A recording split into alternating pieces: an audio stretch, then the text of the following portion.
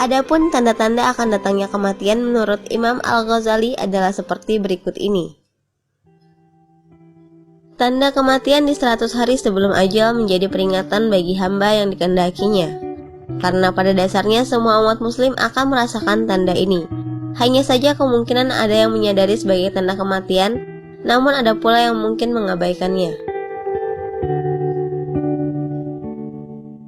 Adapun tandanya, lazim terjadi setelah waktu asar, di mana seluruh tubuh dari ujung rambut hingga ujung kaki seolah bergetar hingga menggigil.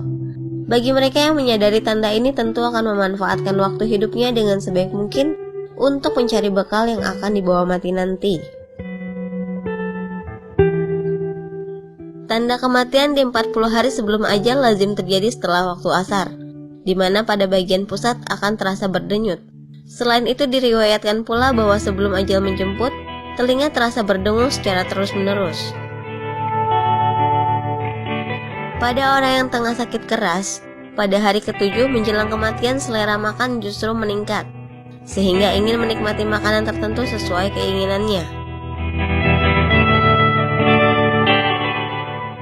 Lazim dirasakan adanya denyutan pada tengah dahi, nafsu makan menurun atau bahkan tidak mau makan. Mata akan terlihat memudar sehingga tidak lagi bersinar. Hidung perlahan turun, telinga terlihat layu dan telapak kaki sukar ditegakkan. Sesudah waktu asar, akan terasa sebuah denyutan pada bagian ubun-ubun sebagai pertanda bahwa tidak akan menemui waktu asar di keesokan harinya. Akan terasa dingin di bagian pusat hingga turun ke pinggang, selanjutnya menjalar naik ke bagian halkum, sehingga harus senantiasa berzikir dan mengucapkan kalimat syahadat secara terus-menerus sampai malaikat maut menghampiri dan menjemput ruh untuk kembali kepada Allah yang memilikinya. Allah Subhanahu wa Ta'ala berfirman, tiap-tiap umat mempunyai batas waktu, maka apabila telah datang waktunya, mereka tidak dapat mengundurkannya barang sesaat pun dan tidak dapat pula memajukannya. Quran Surat Al-A'raf ayat 34.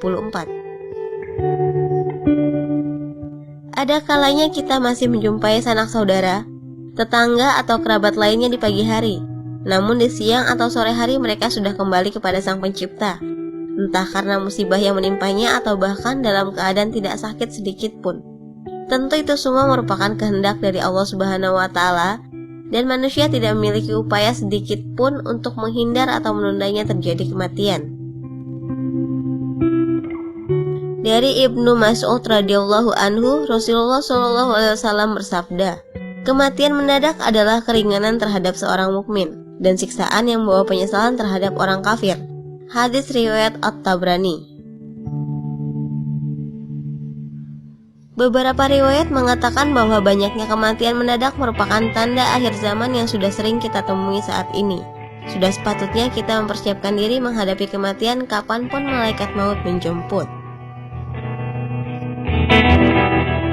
Berserah diri kepada Allah dan memanfaatkan waktu yang tersisa dengan sebaik-baiknya melalui peningkatan keimanan maupun ketakwaan serta akhlak yang lebih baik lagi akan menjadikan kita lebih tenang dan damai dalam menghadapi kematian. Karunia Allah yang paling lengkap adalah kehidupan yang didasarkan pada ilmu pengetahuan. Wallahu a'lam bishawab. Wassalamualaikum warahmatullahi wabarakatuh.